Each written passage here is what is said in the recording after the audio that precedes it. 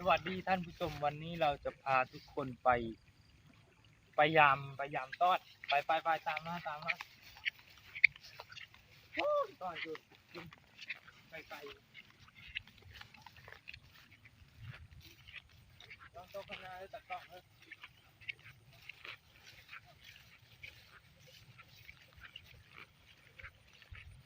เอาที่ไว้หลายๆตอน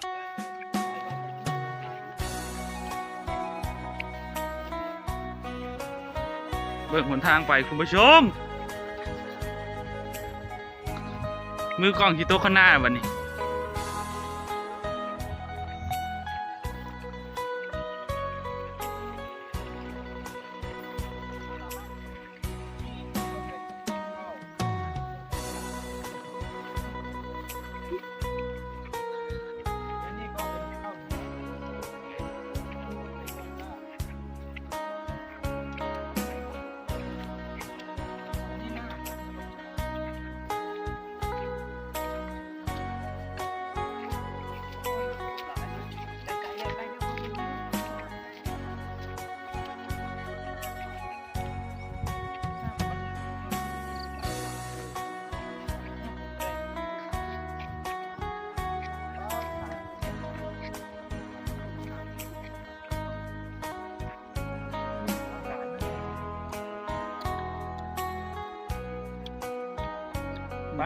นี่คือต้นมันคุณผู้ชม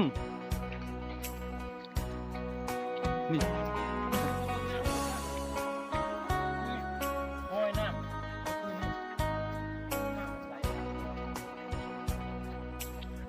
ำเนี่ยดิน้ำไหลขามเลยนี่น้ำหองเลยคุณผู้ชม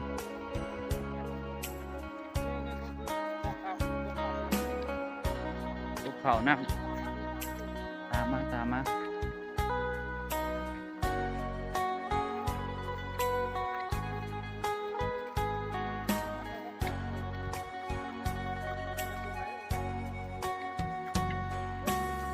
นนี้เขามาฮอตตอนแล้วทุกคนเขาไปวัดป่าเขาเป็นนี่วะ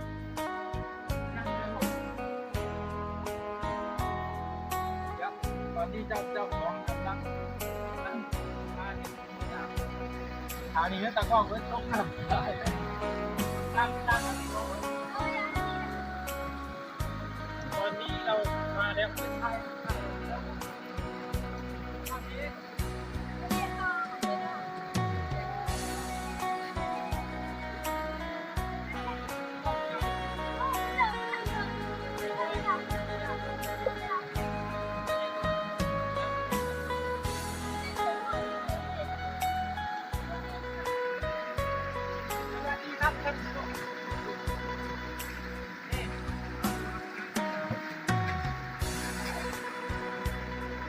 มีบ่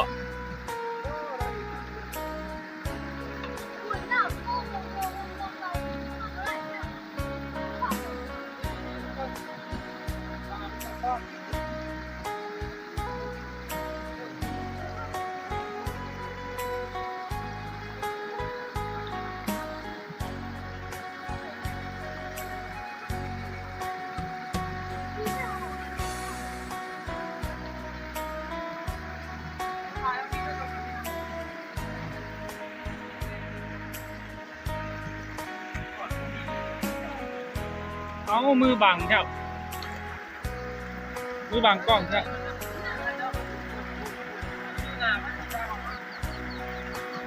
แม่คุณผู้ชมป่า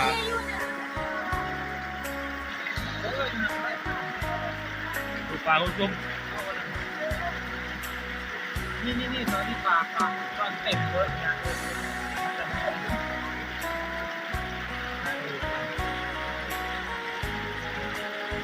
นี่คนเยอะเลยถือไว้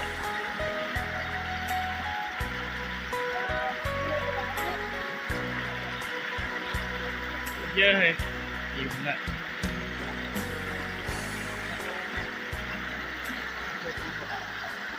น้ำโคตรแห้งน้ำกำลังมาคุณผู้ชม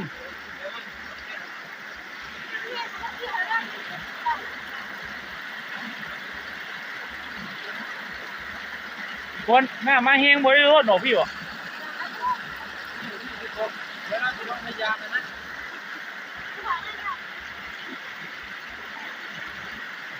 ก็ต้องถึง หน้าก็ดังสิออกเลยคุณผู้ชมออกมาอยู่เพิ่งพี่ โอ้เสือกูเนี่ย คุณผู้ชมคุณบอกกูให้ดูปลาที่ได้มาโอ้หลายๆดีคุณผู้ชม ถ้าอยากจะต้องถามมวย เป็นยังไงได้เขาต้อนมึงดูคุณผู้ชม เรื่องร้านนี้แล้วนะ โอเค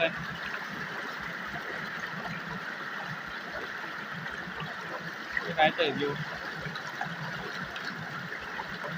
ดูคุณผู้ชมได้อยู่ไอ้จิ๊บ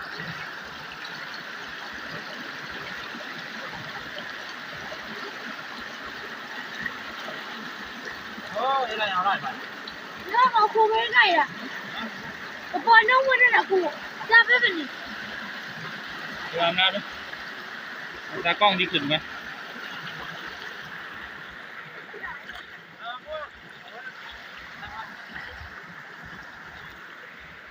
ตัวคุณผู้ชมอันนี้ก็ยาเทียมห้อยแล้วถ้าขึ้นมาเบิ่งใกล้ๆแล้วคุณผู้ชมอันนี้ก็น้องมอนใส่ต้อนเนาะน้องกับบ่ได้ใหญ่ปานใดอันนี้ก็ทางหลังเด้อมันก็สิเป็นแบบนี้แหละ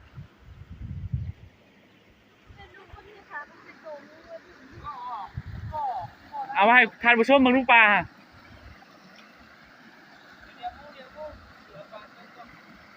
โอ้ปลาเข้ากันหลายเต๋ออยู่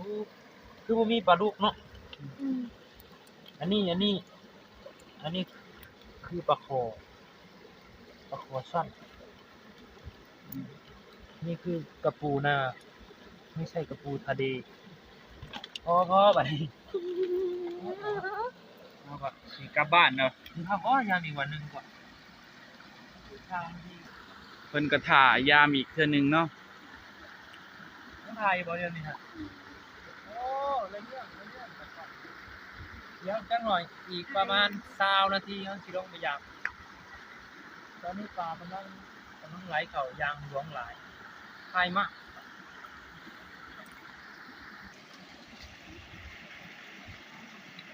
พายบอนี่นี่เฮาตอนนี้เฮามายามปลาแต่เช้ายังไม่ได้กินข้าวเห็นหน้าเห็นตาอยู่บ่ อ้าวจากกล้องมันบ่ได้ละตอนนี้เฮายังบ่ได้กินข้าวเฮาสิ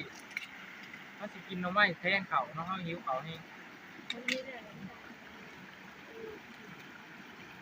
นี่ทุกคน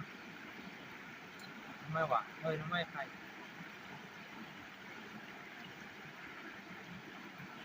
หวาน